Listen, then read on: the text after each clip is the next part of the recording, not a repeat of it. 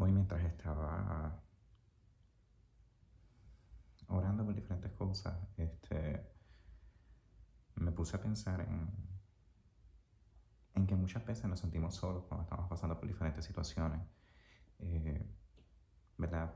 Pensamos que somos los únicos que experimentamos cierto tipo de cosas. Y eso me hizo recordar algo que dice la palabra, ¿verdad? Cuando se refiere a Jesús en Hebreos 4:15 al 16. Cuando dice, porque no tenemos un sumo sacerdote incapaz de compadecerse de nuestras debilidades, sino uno que ha sido tentado en todo, de la misma manera que nosotros, aunque sin pecado. Así que acerquémonos confiadamente al trono de la gracia para recibir misericordia y hallar la gracia que nos ayude en el momento en que más lo necesitamos. Y tengo la voz temblorosa porque no tiendo a hacer este tipo de cosas y realmente como que eh, me produce un poco ansiedad. Eh, pero sentí que era el momento de hacerlo. eh, y, y quiero ser obediente con lo que sea que estoy sintiendo que Dios me está llamando a hacer. Eh, y verdad, ese sumo sacerdote del que habla esta palabra es Jesús. Y a veces se nos hace difícil imaginarnos a Jesús viviendo procesos de ansiedad, procesos de soledad, procesos de desespero. ¿Verdad? Imaginamos casi siempre pensamos en Jesús resucitado y Él resucitó. Pero antes de resucitar, ¿verdad? Pasó por un proceso de desesperación. Y eso me lleva a este pasaje en Mateo 26, del 36 al 44, ¿verdad? Antes de que Jesús sea traicionado, cuando termina esa última cena y Judas se va básicamente a buscar a los que lo van a traicionar, o bueno, no a buscar a los que lo van a arrestar, mejor dicho. Y este pasaje dice así: luego fue Jesús con sus discípulos a un lugar llamado Getsemaní y les dijo, siéntense aquí mientras voy más allá a orar. Se llevó a Pedro y a los dos hijos de Zebedeo y comenzó a sentirse triste y angustiado. Esta es la angustia que me invade, que me siento morir. Les dijo, quédense aquí y manténganse despiertos conmigo. Aquí vemos a Jesús realmente pasando por un momento de desesperación, pasando por un momento de angustia, de esa angustia que a veces uno siente que se va a morir. Ansiedad total, una ansiedad total. Y al igual que como nosotros cuando nos sentimos ansiosos, no queremos sentirnos solos y estamos en busca de personas que nos ayuden a pasar ese proceso de ansiedad. Y a veces también nos sentimos de esta forma. Dice así, continuando, ¿verdad? La lectura. Yendo un poco más allá, se postró sobre su rostro y lloró. Padre mío, si es posible, no me hagas beber este trago amargo, pero no sea lo que yo quiero, sino lo que quieres tú. Luego volvió a donde estaban sus discípulos y los encontró dormidos. Y Jesús, ¿verdad?, trae a sus discípulos consigo en este momento de desesperación porque humanamente Él no quería sentirse solo. Él quería sentirse acompañado. Él estuvo tanto tiempo con estas personas que realmente probablemente eran sus amigos íntimos. Pero muchas veces las demás personas tampoco entienden el proceso que nosotros estamos pasando, tampoco entienden nuestros procesos de ansiedad. Y es bien interesante que Él se arrodilla a orar, como muchas veces nosotros hacemos en momentos de desesperación, y le suplica a Dios que no le permita beber este trago amargo, en otras palabras, que no le permita pasar por la cruz. Y al final Él dice algo interesante que siempre hemos quizás adoptado de manera superficial en nuestras oraciones, que no se haga lo que yo quiero, pero que se haga lo que quieres tú. Y realmente la mayor parte del tiempo lo que estamos es luchando porque se haga lo que nosotros queremos. Y cuando Él vuelve y Él encuentra a sus discípulos dormidos, Él dice, no pudieron mantenerse despiertos conmigo ni una hora. Y le dijo a Pedro, estén alerta y oren para que no caigan en tentación. El espíritu está dispuesto, pero el cuerpo es débil. Y aquí vemos, yo creo que dos situaciones. Vemos a Jesús que está pasando por un proceso de ansiedad y no quiere estar solo. Y desea, ¿verdad?, que sus amigos estén con Él. y no están, tú sabes, se quedan dormidos porque probablemente ellos no entienden, ellos todavía no conciben la idea de que Jesús va a ser traicionado y va a ser asesinado y torturado. Ellos yo creo que todavía probablemente piensan que son cosas de Jesús, ¿verdad? Y aquí nos vamos a otro bando. Muchas veces cuando nosotros vemos personas en ansiedad, nos podemos ver tentados a pensar que son cosas de esa persona, que lo que esa persona está experimentando está en su mente, y sí está en su mente, pero a la vez es algo real que esa persona está experimentando y está sintiendo. Y a veces queremos ayudar y a veces queremos estar dispuestos, pero a la misma vez nosotros débilmente nos quedamos dormidos cuando otros pasan por procesos de ansiedad. Y no es intencional, a veces simplemente es porque precisamente no entendemos, ¿verdad?, lo que esa persona está experimentando. Y luego de esto, ¿verdad?, continuando la lectura, por segunda vez Jesús se retiró y lloró: Padre mío, si no es posible evitar que yo beba este trago amargo, hágase tu voluntad. Y cuando volvió, otra vez los encontró dormidos porque se les cerraban los ojos de sueño. Así que los dejó y se retiró a orar por tercera vez haciendo lo mismo. Y es lo mismo, ¿verdad?, que yo creo que pasan muchas personas que están en diferentes procesos. Y estos diferentes procesos los hace sentirse solos, no porque otras personas no lo amen, sino porque a la larga, ¿quién puede entender lo que estamos viviendo y experimentando si no el Señor? Y eso, ¿verdad?, me lleva al principio de lo que les leí, que no tenemos a alguien en el cielo incapaz de compadecerse de nosotros, sino que fue tentado en todo, de la misma forma en la que nosotros lo fuimos. Básicamente Él pasó por estos procesos que nosotros pasamos. Él pasó por desespero, Él pasó por ansiedades.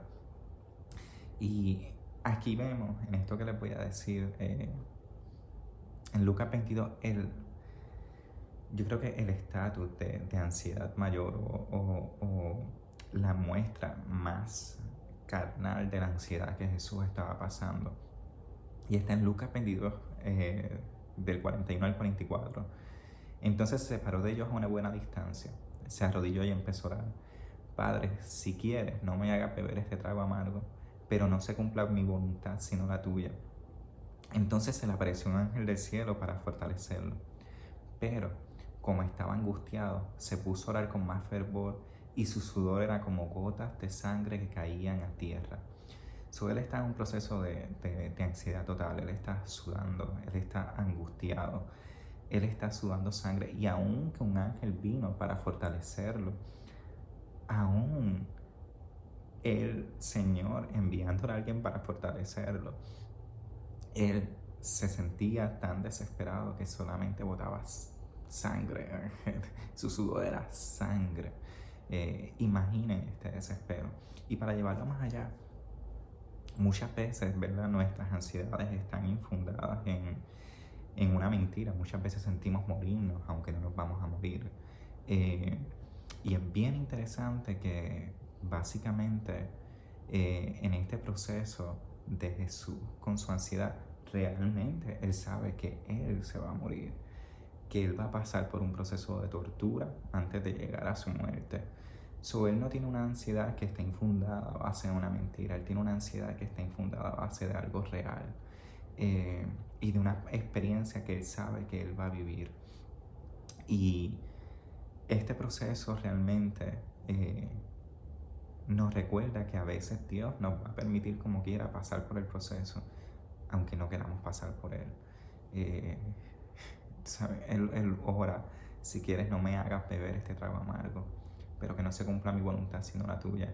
Y cuántas veces no nos encontramos orándole y pidiéndole a Dios que no nos permita pasar por ciertos procesos. Cuántas veces no estamos suplicándole al Señor que no nos permita pasar por traición, que no nos permita pasar por la muerte, que no nos permita pasar por diferentes situaciones que nos enfrentan a nuestros propios miedos y nos enfrentan a nuestras debilidades y nos enfrentan a nuestras tentaciones.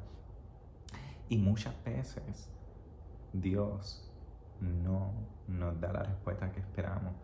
Muchas veces Dios nos permite pasar por el proceso que no queremos pasar.